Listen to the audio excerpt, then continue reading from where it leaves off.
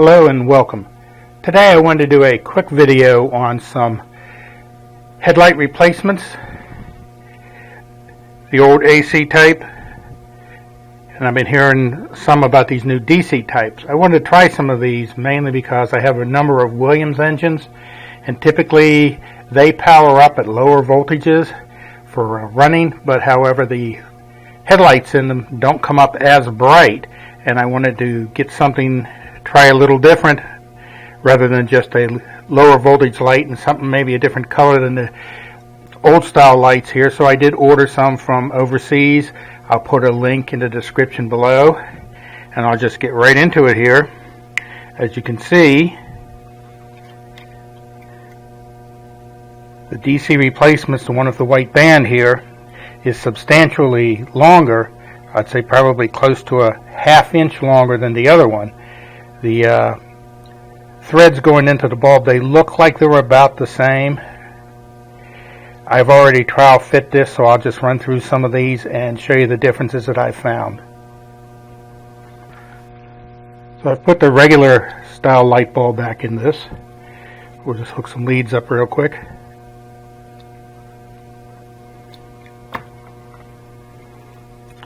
And turn it on.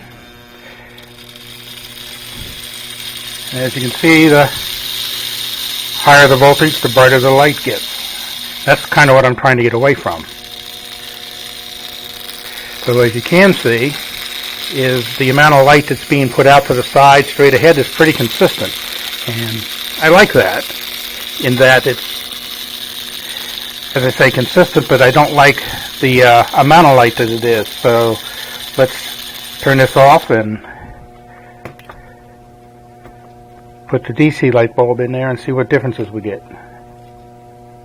Now what I have noticed with these, now I don't know if all the sellers are the same as this. So far, I'm sure there's more than one. I've only found one US seller. When I was putting this in the first time, I was able to continue to turn the bulb while the socket end of it was not turning. So I'm trying to just hold it by that and insert it in. Having done this already, I know that that's going to be fine. It'll work like that. And the light comes on.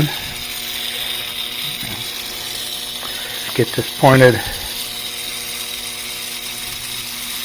As I turn the voltage up, the intensity of the light changes very little. That's more of the effect that I'm looking for, especially when it first comes on, that it's fairly bright. And I won't know exactly how this works until I stick it in a Mark's engine, but I'm hopeful on that. What I don't like is, if you look at it from the side,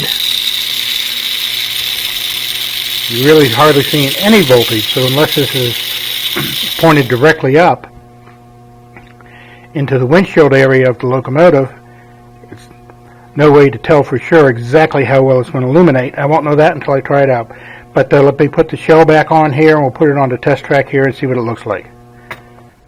There is one thing I wanted to show, and I'm sure not all locomotives are going to be this way. This particular Mark's engine I have here is. But if you're going to put it in, you kind of got to wiggle it. The amount of clearance in there for the light to go through is minimal at best.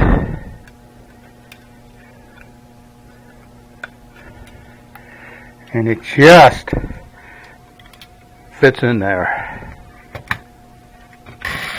Okay, I've taken the camera off the chest mount so you can actually see as the train goes by. Straight ahead, I like the color change and how much it's illuminating, but what you really can't see, being what I mentioned before about the angle as it goes by here, and it's going to go by way too fast to be able to see it. See if I can slow it down some. When it goes over or under, there is no light shining up through the smokestack. A lot of people will take some type of a red tinted plastic and put in there to represent a burning fire. That is not going to be an option on this. It seems to throw all its light, as you've already seen, straight ahead. It does not show any light going out to the angles. So until I actually stick this in one of the locomotives I intended to put these in, I won't know exactly what it looks like. But For a few dollars, even though I had to wait almost a month to get it, it was worth it.